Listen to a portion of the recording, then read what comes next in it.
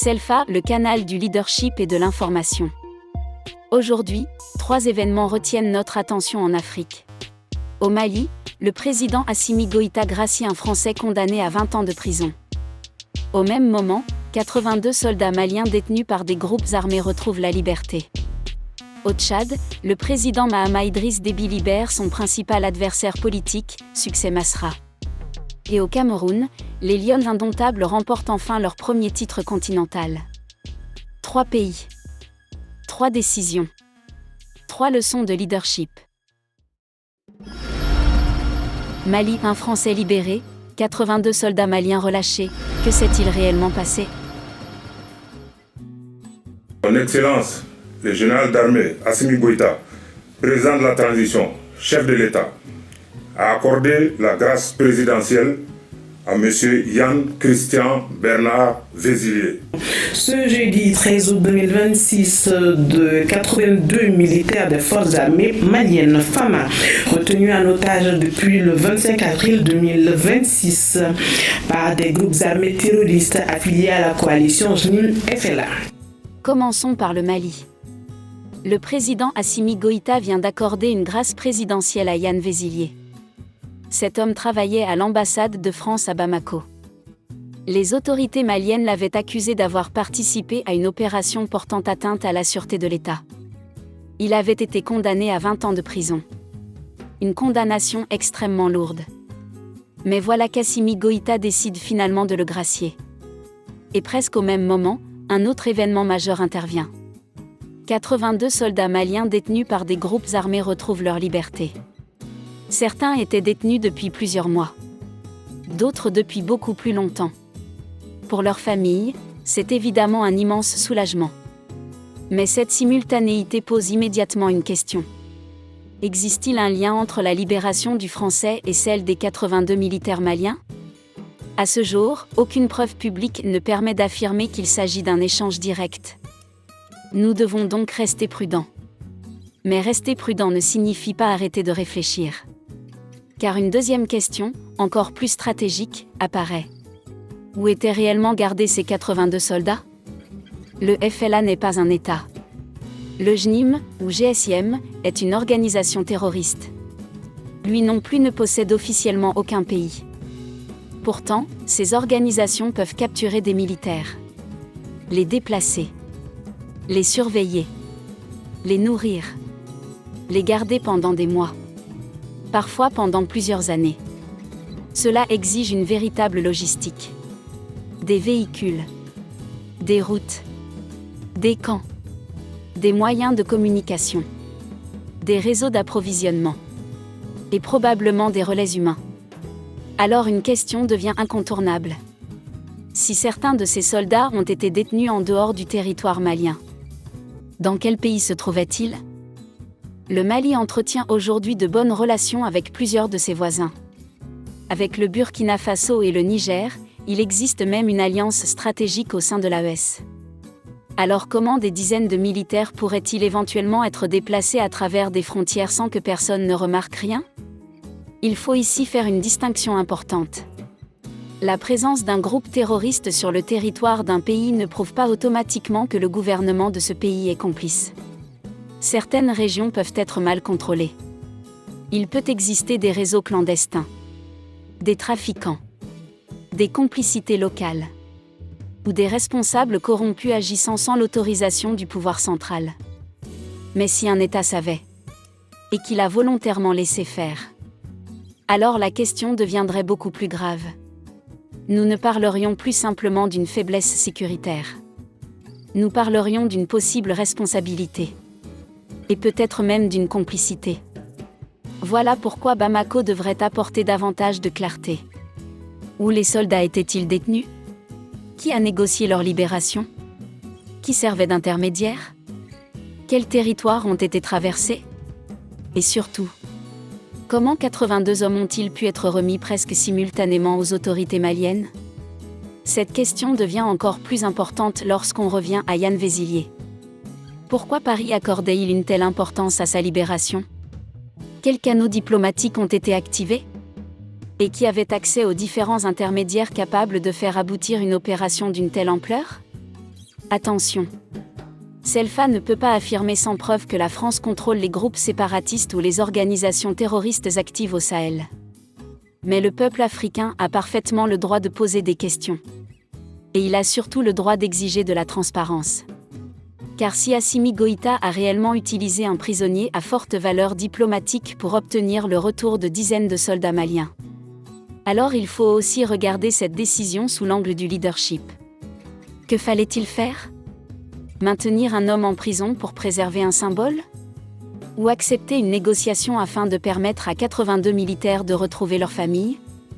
Le leadership n'est pas toujours spectaculaire. Parfois, il consiste à choisir entre deux options difficiles.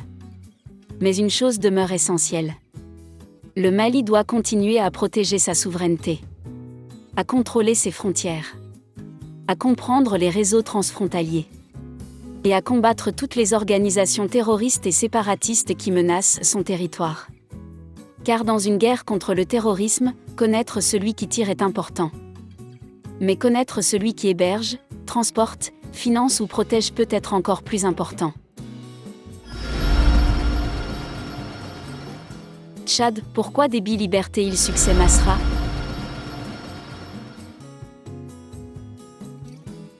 Je retrouve la liberté pleine d'espérance et tournée vers l'avenir. Et c'est dans cet esprit que je suis ce soir avec vous.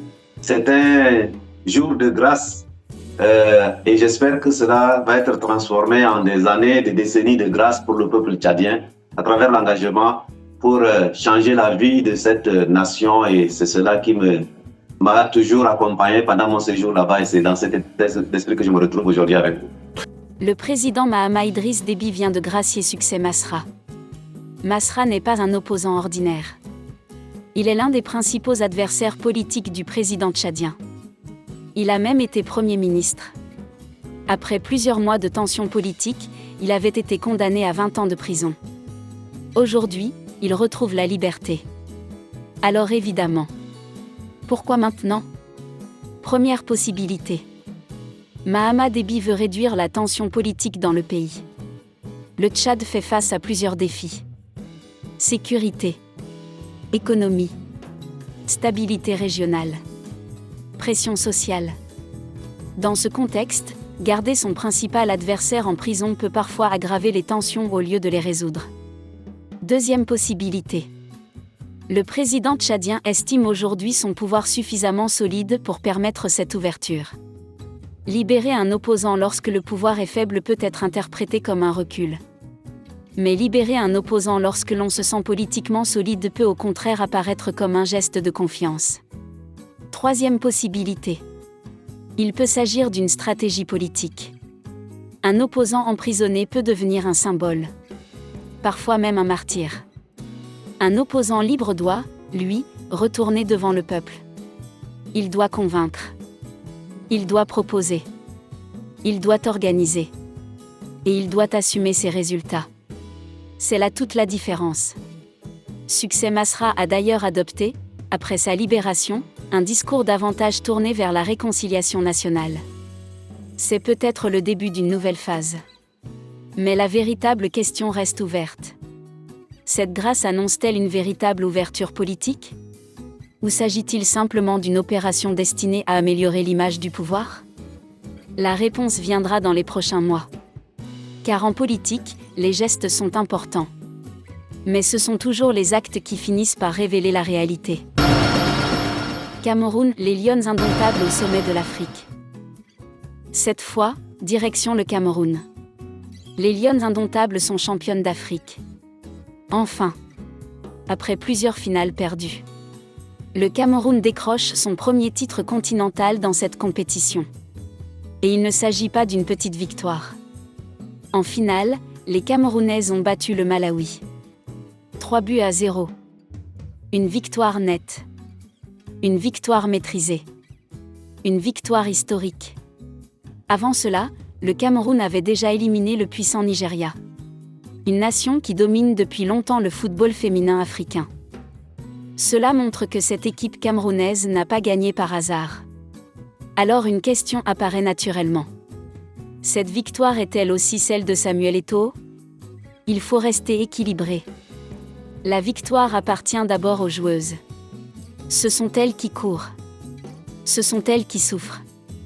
Ce sont elles qui gagnent les duels. Ensuite vient le staff technique. L'entraîneur Valentine Guel a réussi à construire une équipe extrêmement disciplinée. Mentalement forte. Collectivement solide. Mais oui. Samuel Eto'o dirige la FECAFOOT. Et lorsqu'une sélection nationale remporte un titre majeur sous la présidence d'un dirigeant fédéral, il serait absurde de dire que celui-ci n'a absolument rien à voir avec l'environnement sportif. Samuel Eto'o est souvent critiqué. Parfois à juste titre. Il a été impliqué dans plusieurs polémiques. Son style ne plaît pas à tout le monde. Mais le leadership ne peut pas être évalué uniquement à travers les conflits. Il faut aussi regarder les résultats. Et aujourd'hui, un résultat existe. Les Lions indomptables sont sur le toit de l'Afrique. C'est une victoire pour les joueuses. Une victoire pour le staff. Une victoire pour le football féminin camerounais. Et une victoire pour tout un pays. Beautiful sister from Cameroon, she's a goalkeeper.